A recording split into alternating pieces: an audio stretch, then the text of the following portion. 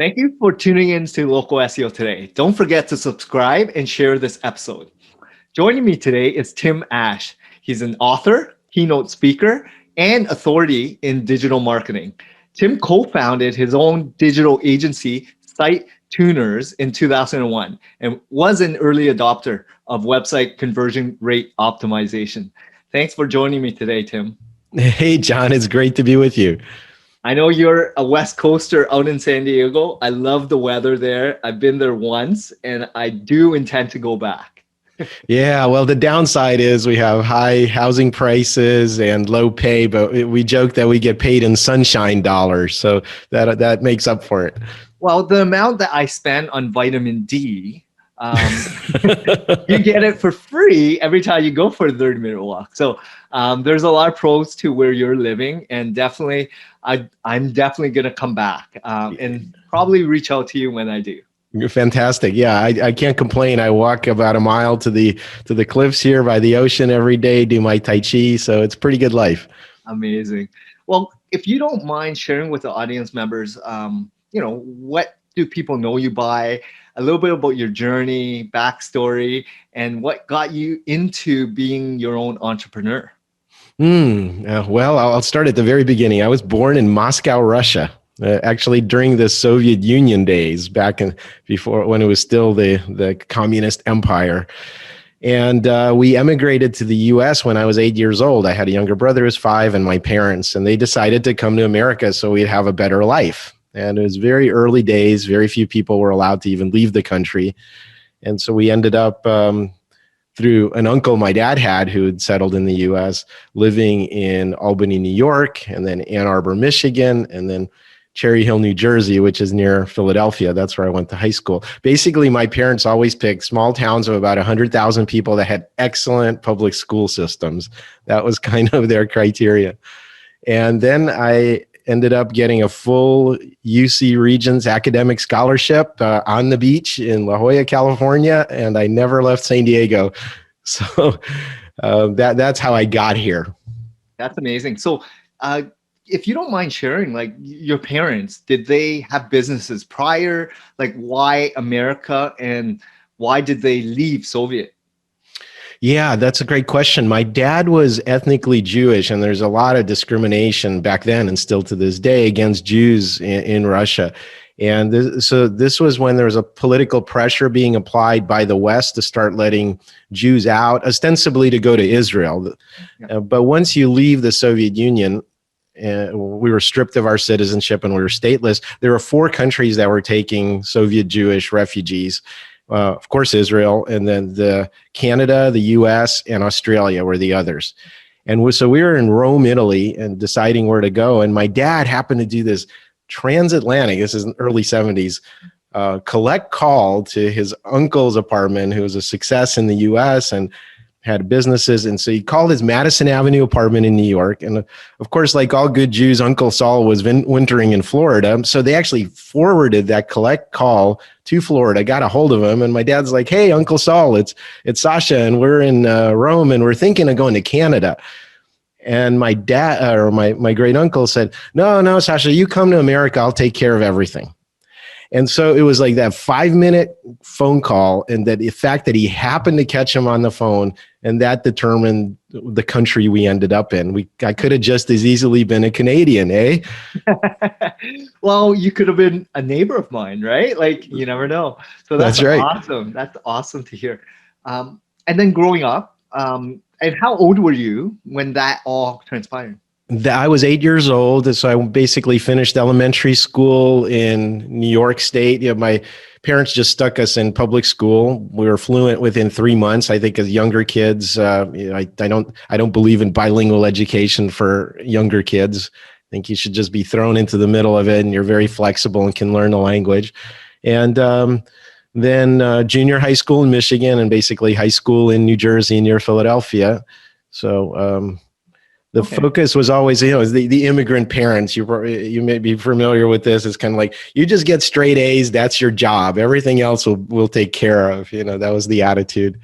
That's amazing. So going into LA or California, you mentioned. Yeah, San Diego. Yeah. San Diego for your undergrad or college, university, what did you study and why? Well, I actually wanted to do visual art because I was a pretty good artist. I did painting and drawing, and my parents again were very practical immigrants, and they're like, okay, just do something that in engineering, and you'll have a job for life. And I got to UC San Diego, which is a fantastic school, but it's very experimental in a lot of ways. So their visual art department was actually into video. This is back in the 80s, and performance art, not the kind of traditional stuff I was looking for. So I ended up, since I was going to be there for 5 years anyway to finish my computer engineering degree, getting a double major in cognitive science and computer engineering. And I stayed there for graduate school for 7 years, almost finished my PhD in what would now be called machine learning or artificial intelligence, neural networks is what I studied. So basically how to teach computers by example. And we were working on the algorithm side, how to actually teach them. What we didn't have back in the day were large data sets to train on. Obviously, when the internet comes along, that all changed because now we're drowning in data. And that's why artificial intelligence is really taking off. So, but I had itchy feet and I didn't want to spend the rest of my life in school. So I had been working full time through graduate school. I decided just to start my own company in 1995. So I quit 7 years into the PhD program, gave my mom a heart attack, but that's another story. And then that was the launch of my entrepreneurial journey. I took 2,000 square feet of office space, got a phone line, a computer, and a desk, and an internet connection. And then I called up my girlfriend and said, hey, guess what I'm doing right now? I'm running around my office naked because I can. And so that was kind of the start of it all. Amazing. So a couple questions there. Regarding did you have siblings or were you the lone child? No, I had a younger brother. He was 3 years younger than me, and he followed me out to UCSD and then eventually moved to the Bay Area and on from there. Yeah. Amazing. And then regarding your starting of that new entrepreneurial journey, what kind of business was it when you first started? And how did you discover that's something you wanted to pursue and grow into? Well, I don't know if you've ever read Gerber's book, The E-Myth, the entrepreneurial myth. Oh, it looks like it's on your bookshelf right there. Yeah, so you're familiar. So basically, it was that fit of entrepreneurial insanity where you say, hey, I can do this a lot better than the people I'm working for, and I don't need them, so I'm just going to do my own thing. I'd worked at big companies, NCR and SAIC, which is a big defense contractor, and I just saw the soul-killing environment and the culture of big companies. I said, this is not for me. So I just decided, this is early .com days, 95, to start essentially a .com incubator. So we designed database-driven websites for people, but we were doing it kind of in the raw, internet marketing, that sort of thing, and worked with some huge companies, and then refocused on something measurable, which was pay-per-click campaigns, driving paid traffic to websites. And we were early days into that as well. Worked with a company called GoTo.com, which was later renamed Overture, which became Yahoo Search. But we created one of the first bidding tools to manage how much you want to pay for each keyword and run automated campaigns. So once we did that, what I saw was we were managing campaigns for clients. You know, we can do this for ourselves. So that's when the affiliate marketing space was just blowing up. And so we decided to spend our own money to drive traffic to other people's websites and just get paid a commission. And we were making money on the spread. And that worked really well. And then I realized, you know, the scale of the money we were making depended on how crappy their landing pages were. So we said, hey, let us fix your landing pages. We'll all make a lot more money. And that's what got me into what's now called conversion rate optimization. And then so we jettisoned all of the pay-per-click stuff and the affiliate marketing and just became Site Tuners, which was a conversion rate optimization agency to make websites more efficient, basically. Amazing. So how long, like, I know you mentioned you started in 95. Mm-hmm. Was that a first business? And then was it successful, or did you pivot, change the brand, or has it always been Site Tuner? Well, it was the holding company had a different name, but we branded as Site Tuners around 2000, 2001. So it took about 5 years to find our footing in the space and what we really wanted to do. And along the way, I wrote a couple of best-selling books on landing page optimization. A lot of people consider this the Bible in the field, and it was translated into 6 languages and sold 50,000 copies, which is really good for an advanced business marketing book. And I also started, I'm very proud of the Conversion Conference, which was the first conference about the topic in the field. And it's now called Digital Growth Unleashed, still happens every year in the US, UK, and Germany. So I ran that for 10 years alongside of Site Tuners. And we worked with some very cool companies. We worked with Google, Facebook, Nestle, Expedia, you name it. And we've documented $1.2 billion in value for our clients while I ran Site Tuners. That's amazing. So over the course of 20 plus years now, are you still leading it? Are you still a part owner? Like, how involved are you in the business? Well, I'm not involved in that business. About 2 years ago, my mom had died 3 years ago, and I decided that I'm more stubborn than most people, and I also work hard and I don't give up on things, and that could be a plus or a minus. And what I decided was that really running any kind of professional services firm wasn't my highest and best use on the planet. You have client problems, you have employee problems. And I thought I was becoming my own boss by running an agency. But really what you do is, if you run a professional services firm, you hire your boss, your next boss, and your next boss. And basically it's sort of like, oh, you got money? Let's get married. And then you realize, oh, wait, you have a really warped corporate culture, or you can't get things done for whatever reason. It's like finding out your spouse is insane after you marry them. And that's not a lot of fun. So I just said, I don't want to hire bosses anymore. And I don't want to run companies anymore. I just want to do what I do best. So I think I was, like I said, more stubborn than most. But when I started focusing on what my personality type was, that's when I made this shift to what I'm doing now. And what is it that you're currently working on and passionate about?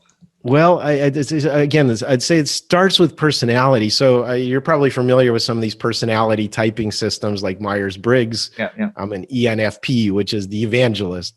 On DISC, I'm high dominance, high influence, like a lot of entrepreneurs. Players, and that's the initiator, right? Someone who starts things. On Enneagram, I'm a type 7, which is basically like a visionary type person. So they basically all say the same thing. I need to be future focused and idea driven and curious. And I don't like anything routine or boring or operational.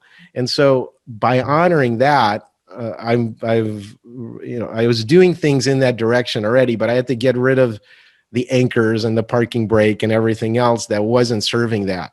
So I did a lot of public speaking. I've done that for a dozen years. I've keynoted at over 200 conferences on 4 continents, and with all his stages as big as 12,000 people. And that's a lot of fun. Writing books.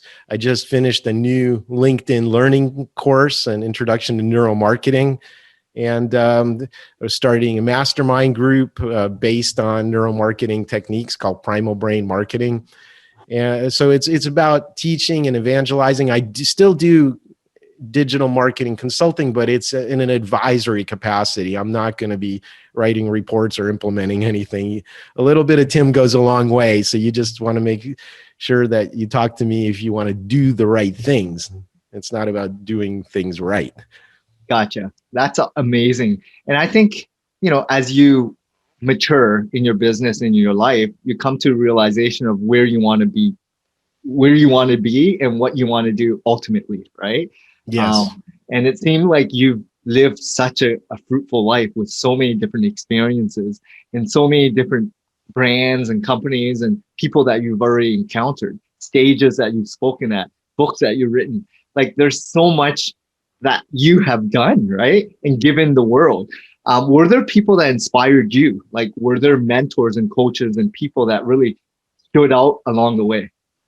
Yeah, I'm. My dad was a very inspirational figure for me. He died when I was about 25, still in graduate school, but he left a deep imprint on my world. And then I've always looked to older people for advice. And I've done that formally, informally. I was in peer mentoring organizations. One of them is called the Entrepreneur Organization, EO. I was in that for several years. And through that, I had contact with people in WPO, World Presidents Organization.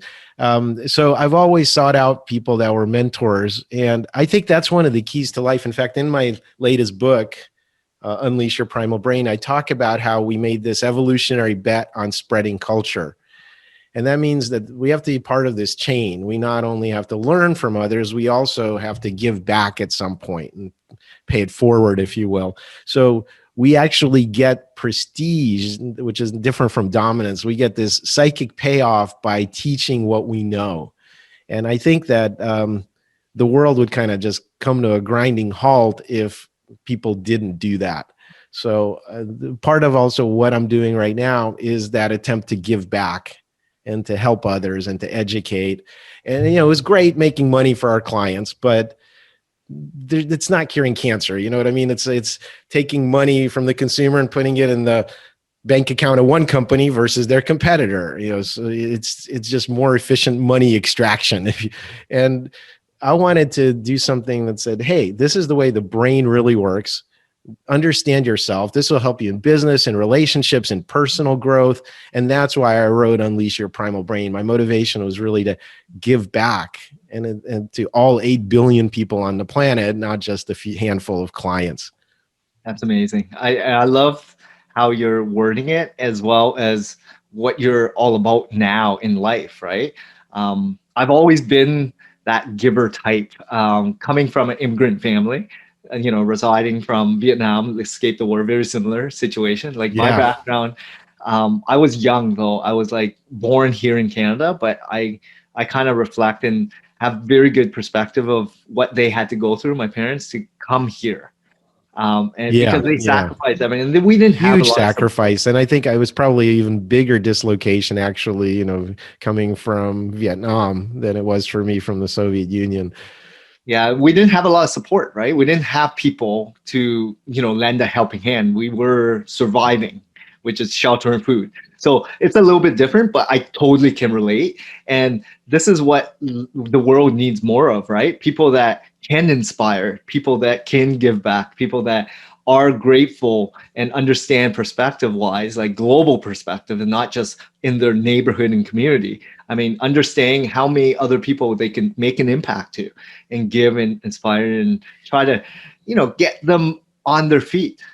Yeah, and I think that this is a critical time in the history of the world.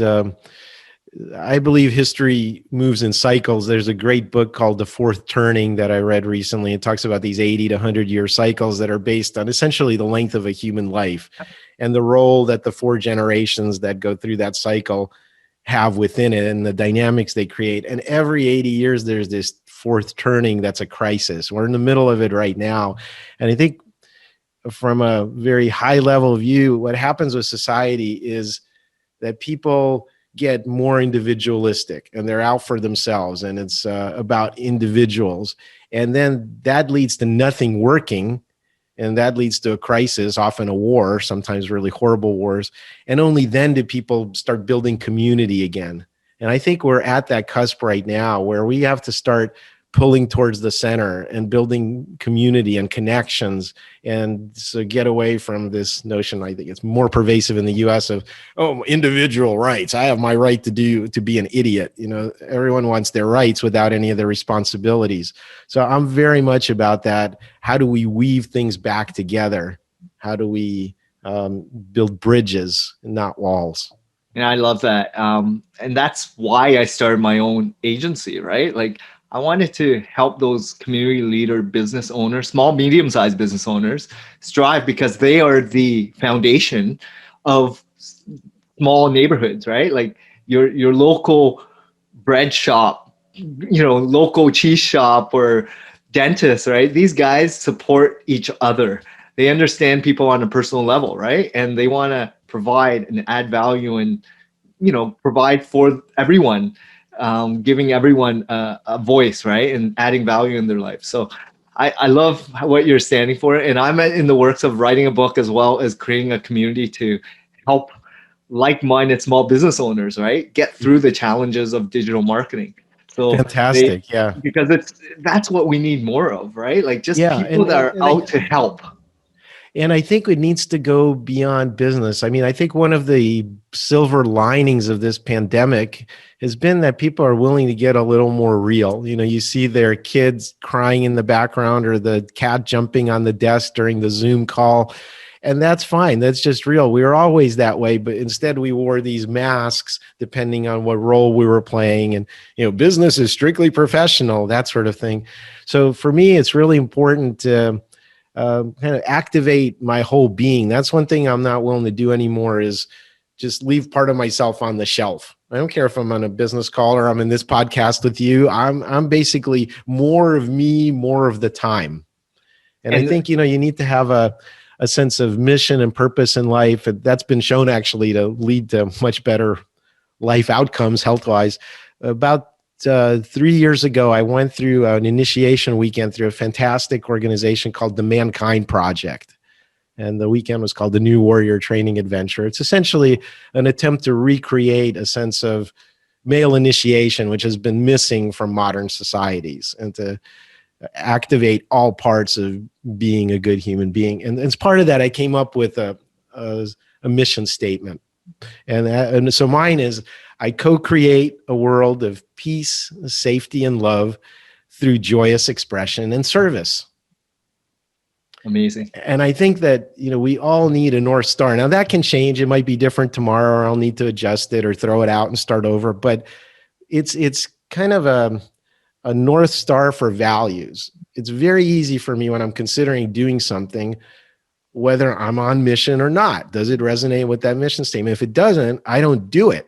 It's Yep. that simple. So I care more and more about less and less, I guess, Yeah. is maybe the best way to put it. I totally get it. And a lot of people put a lot of pressure on themselves, and it's self-detrimental because they believe it's the best way to go, right? A lot of people hide behind their true self. And, I came to realization when I first started this company. I was like, look, I'm going to be different. I'm going to be me. I'm going to help people that I want to help and choose to, that align with my values and Mm-hmm. morals. And anyone else, they can find other vendors. People who resonate with my agency will have the same team, the same family kind of feel, and we're going to give it all, right? And that's Yeah. what really helps us mold and differentiate from every other SEO agency out there, because we didn't come from SEO skill set. We came from, I need to give and help those small business owners, which were the foundation of our communities. Yes, and I think Mark Manson's got a really good book out. You've probably heard of it. It's called The Subtle Art of Not Giving a Fuck. Yeah, And yeah. basically, he talks about values, and he says, once you know what your values are, then you only pay attention to things that are in alignment with those values, and everything else you don't have to spend any thought on. And so again, I think it's a focusing thing, and you put everything through the prism of your values, and that helps you live a much more meaningful and richer life. And I think it also depends on where they're at in the lifespan of your career, right? Like people are typically more comfortable in their true self later in life, right? They Mm-hmm. realize, they come to realization of what they've done. They have a lot of perspective. They look back and they reflect, right? And Yes. and it takes time to actually do that, because even now, like I turned 40, and Mm-hmm. in my 20s, Congratulations, young man. thank you.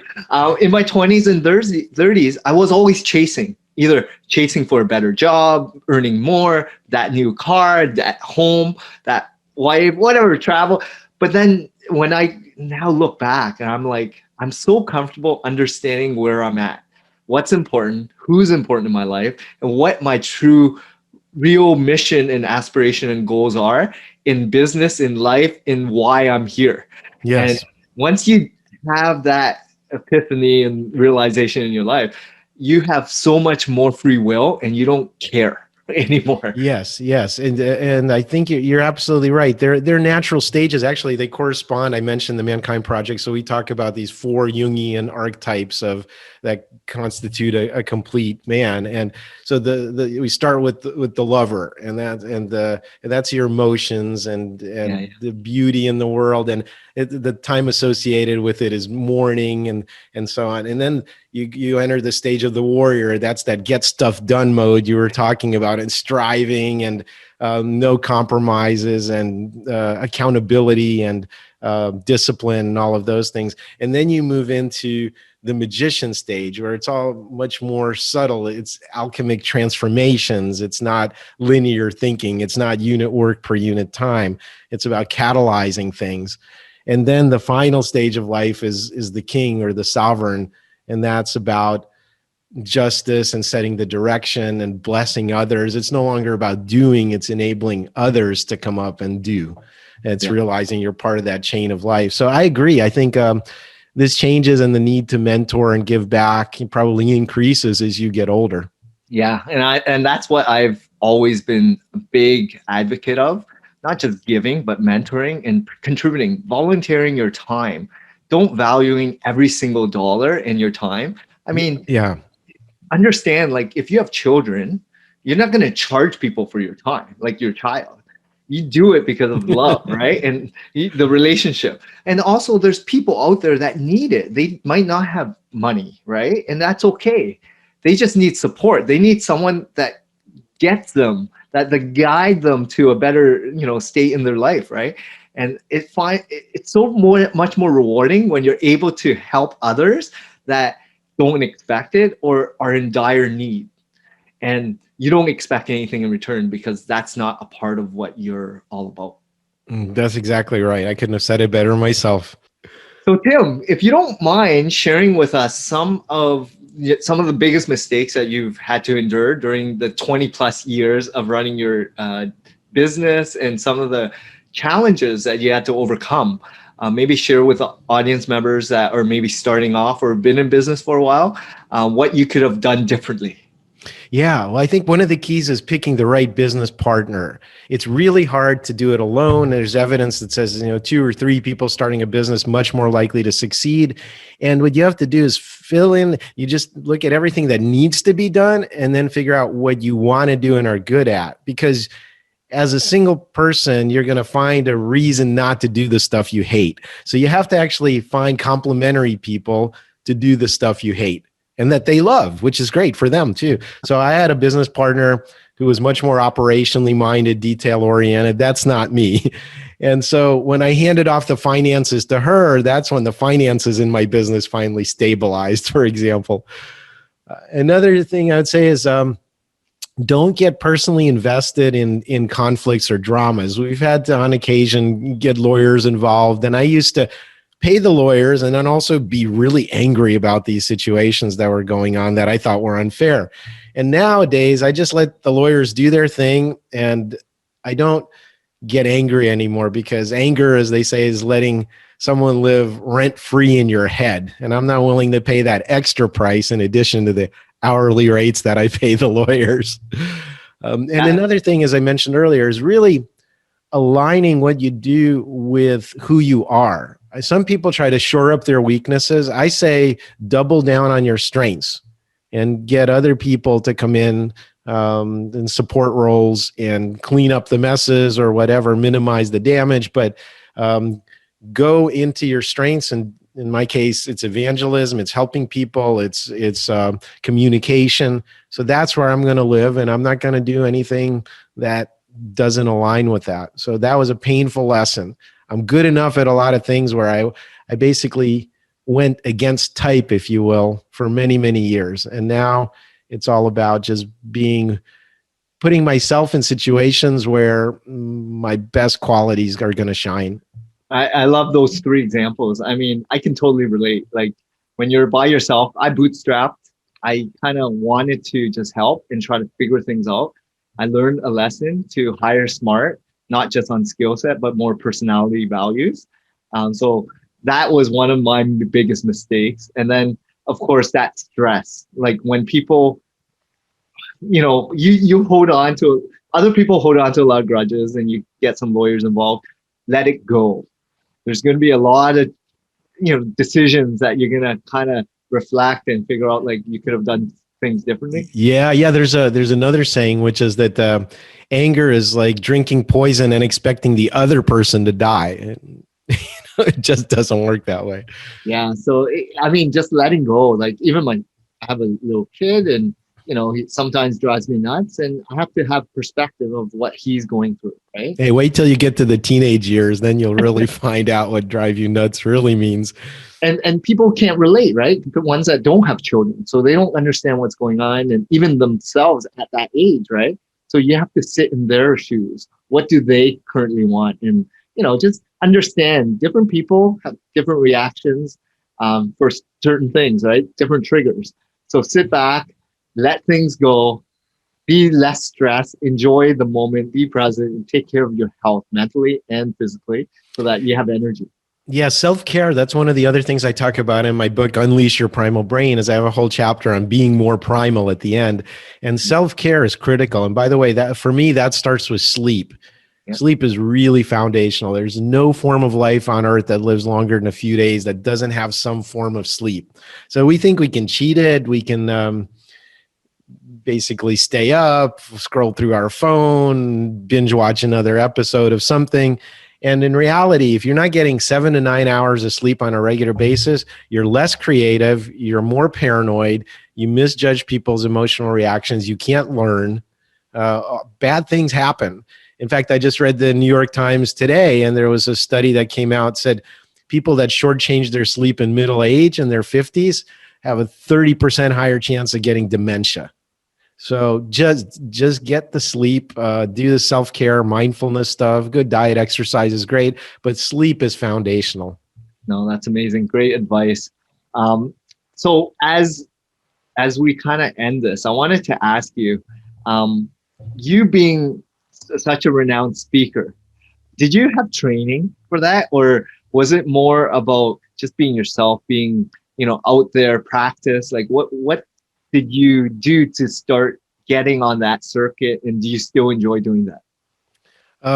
Absolutely, I enjoy it. In fact, it was one of the most enjoyable things in my life. Is I'm an extrovert, as you've probably gathered, and I love being on stage, especially live stages. After a year off, I just had a keynote recently, and it's just so good to get that audience feedback, because sitting on a Zoom keynote, no matter how big the audience is, you're getting nothing back. So for me, the fun part of speaking is the audience reaction, seeing those light bulbs go off, getting that emotional response from them, that sort of thing. And I basically learned myself. I basically wasn't shy. I was the class clown back in the day and just popping off with stuff. So that helps. But then um, I went through different stages. Like I would fire hose people with information, death by PowerPoint, I call it, just a bunch of bullet points. How much can I pack in? That was the wrong thing to do. Then I figured out how to keep people's attention and reset it. I would throw books at them, money, shower the audience with bills I'd throw up in the air, whatever it took to get their attention. Once I figured that out, then I moved on to visual storytelling, and my slides really changed. And after that, right now, I'm focusing on the performance aspects part of it. There's a whole level of being, say, a trained theater actor or something like that, where you go on stage, your body gestures, your tone of voice, hitting your mark, timing, all of those things are really, really important, and you can't fake that. So to go from being an A- speaker to an A+ speaker, that's what I'm focusing on right now. That's amazing. I mean, that's expertise, right? It's a lot of practice, a lot of trial and error, a lot Yeah. of listening to your audience members and wanting to grow and get better. And it seems like there's pivotal moments in your life in this presentation world that wants to keep going, right? It's Yeah, amazing. and I want to make the mistakes, because that's if you get too comfortable, you're not leaning into your edge. That's a problem. So sometimes I'll belly flop into the pool, not intentionally, but then I go, "Ooh, that hurt. What can I learn from this?" And That's those are amazing. really important moments. And that's where, that's probably the next stage of my transition of trying to up level to get more of an impact, right? Getting in front of more people at one time to elevate my exposure. Not just the books, amplifying the message, getting more visibility, I would say, but just talking, getting more comfortable. Like I've been in sales all my life, but it's more about like stepping outside my comfort zone. That presentation, I've started doing smaller speaking events, like hundreds and thousands of people, but not at 10,000 level or anything in that magnitude. But I enjoy it. Like there's a thrill, there's a desire that I want to just perform and get better. And yes, that feedback is so rewarding when you get off that stage, knowing that you made an impact. Yes, it's very rewarding, and like you say, it's leverage. I mean, when we think about legacy in the world, it's how many people did you reach? How deeply did you touch them? Those are all very, very important questions, I think, in terms of how one lives their life. And that's why I wrote this latest book, actually, Unleash Your Primal Brain, demystifying how we think and why we act. Because as I mentioned, I was playing in the sandbox, very comfortable for me in digital marketing, and I know what I'm doing there. But I wanted to bring this to a much wider audience. So this book is really about what all 8 billion people on the planet have in common. So it retraces the evolutionary arc in a non-scientific way and says, where do we pick up various parts of our brain, and some stuff we share with very early life forms. Other stuff is uniquely and bizarrely human, like the spread of culture and how culture actually evolved us to be cooperative. So it's everything in between. I mean, cover brain chemistry, memory, learning, storytelling, our cooperative natures. It's kind of being human 101. And so it wasn't enough for me to play in that marketing sandbox. I wanted to just say, here, understand yourself. And that's my legacy. That's amazing. I love your passion. I love your purpose. So to end this off, is there any final words? Like, what do you want to be known as when you leave this planet? Like, what kind of impact do you want to leave as your legacy? I In think terms of that like your brand, your name, when people think of Tim Ash, what do they want to think of? well, I think that ultimately it's how I made them feel. And again, I've made my mistakes in life. And in the immortal words of Frank Sinatra, I did it my way. That's probably what they'll play at my funeral, or I hope so anyway. Yeah, but it's I think it was Maya Angelou. It said people won't remember what you said or what you did. They'll remember how you made them feel. Yeah. Yep. And so that's really the key for me, I think, is just that having that joy and that service attitude. I like this phrase that service is love in action. So I just want to be of service. That's amazing. I mean, I love your attitude. I love your joy. I love what you stand for. And it resonates. And that's why you're on the show, right? We get along. Well, I And thought it was because we're both members of the Streamlined Haircut tribe, but okay. that as well. I'm working up to the entire hair line all the way to the back. But I mean, it's been my pleasure. I really enjoyed this conversation, Tim. How can some of the listeners get a hold of you, get in touch with you if they have any questions? Oh, that's really easy. If you're interested in my book, and again, it's powerful for business, relationships, or personal growth, go to primalbrain.com. If you go to there, you can see the table of contents for the book and pick a free sample chapter of your choice, and I'll send it to you. And that's available in ebook as well as an audiobook narrated by me. It makes it a lot of fun. And if you're interested in my public speaking or digital marketing consulting, you can find all of that at timash.com, TIMASH.com. Amazing. Well, thanks a lot, Tim. It was my pleasure to have you on the show, and hopefully you had as much fun as I did. Oh, I certainly did, John. It was a blast. Thank you. Thank you.